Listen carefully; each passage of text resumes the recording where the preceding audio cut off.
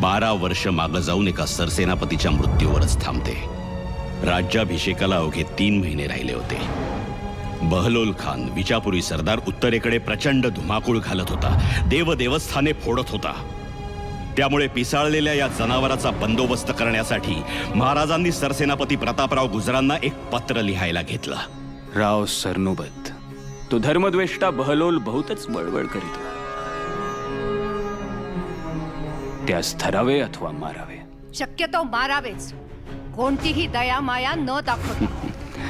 शक्यतो मारावेच। महाराजांच्या आदेश बरहुकूम प्रतापरावांनी त्या बहलोल खानाला आडवा तिडवा लोळवला।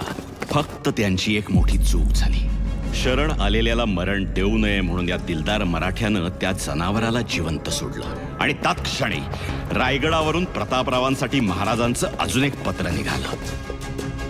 प्रतापराव, त्या खानाशी सल्ला काय निमित्त केला? हुकुम होता की बहलोल खानास धरावा अथवा मारावा, तरी तुम्ही त्या झरी सापास सोडलात न ठेचता। खानाच्या तरवारीने कापली केलेली रयत तुम्हास कधीच माफ करणार नाही, कधीच नाही।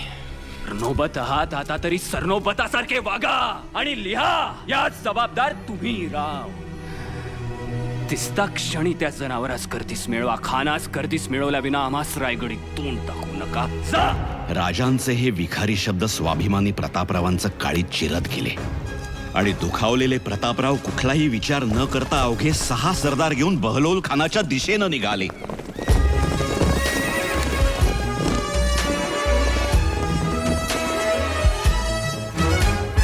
सात दौडले, सात उधळले, सात झुंजले, 7 क्षात्र समरात।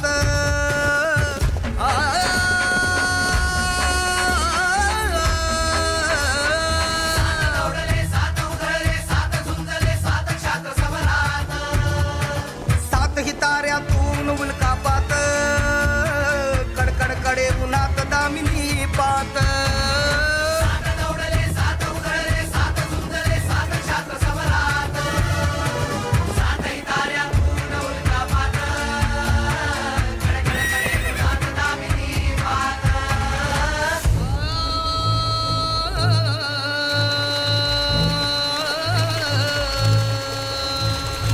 रंगा समटोळे रोखुनी, दोधारी समशेर परतुनी, उरी धग धगता राज खलिता,